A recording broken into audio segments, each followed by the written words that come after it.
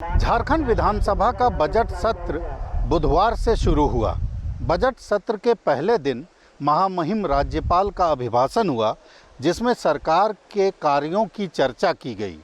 महामहिम ने अपने भाषण की शुरुआत गुरुजी या दिशोम गुरु को नमन करने के साथ की और उसके बाद उनकी सरकार ने या हेमंत सोरेन की सरकार ने क्या क्या काम किए हैं उन कार्यों के बारे में उन्होंने जानकारी दी। कानून व्यवस्था के मामले में बोलते हुए महामहिम ने कहा कि जीरो टॉलरेंस पर उनकी सरकार काम कर रही है। उन्होंने कहा कि हमारी सरकार ने लोकतांत्रिक परंपराओं का निर्वहन किया है। राज्य में उग्रवाद पर लगातार कार्रवाई हो रही है। साइबर अपराध पर सरकार ने उल्लेखनीय कार्य किए हैं। भ्रष्टाचार पर माकूल कार्रवाई की है। खासकर सरकारी प्रतिनिधियों के द्वारा की जाने वाली भ्रष्टाचार की चर्चा उनके अभिभाषण में साफ तौर पर हुई, जिसमें कहा गया कि कई भ्रष्टाचार में लिप्त कई अधिकारियों पर, कर्मचारियों पर कार्रवाई हुई है।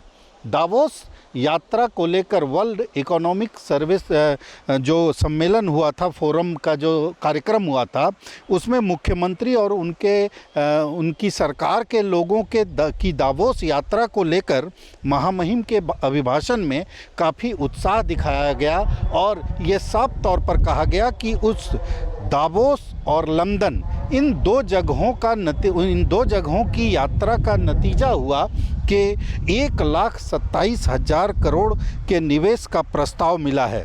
किसानों की चर्चा करते हुए उन्होंने साफ तौर पर कहा कि किसानों को बेहतर एमएसपी देने की व्यवस्था की गई है। दुग्ध उत्पादकों को 40 करोड़ की प्रोत्साहन राशि दी गई है। मत्स्य पालन के क्षेत्र में झारखंड ने रिकॉर्ड काम किया है। रिकॉर्ड मत्स्य उत्पादन हुआ है। मत्स्य किसानों को किसान क्रेडिट कार्ड का लाभ दिया गया है और तमाम जो कार्य हैं सरकार के, चाहे वो गुरुजी क्रेडिट कार्ड योजना हो या तमाम बातों की चर्चा जो है वो की गई राज्यपाल के अभिभाषण में। महामहिम राज्यपाल के अभिभाषण में सरकार के कार्यों की जिस तरह से भूरी भूरी प्रशंसा की गई, विपक्ष के सदस्य पूरी तरह शांत होकर सुनते रहे। इससे ये भी संकेत मिलता रहा कि जब राज्यपाल महामहिम के अभिभाषण में सरकार के कार्यों की इतनी प्रशंसा हुई है, तो आखिर क्या विपक्ष उन कार्यों के बाबत जिसकी चर्चा महामहिम ने की, उसके खिलाफ बातें कैसे करेगा, ये 1 महीने तक लगातार देखना दिलचस्प होगा। भारत एक्सप्रेस के लिए कैमरामैन धर्मेंद्र के साथ मधुकर आनंद, रांची।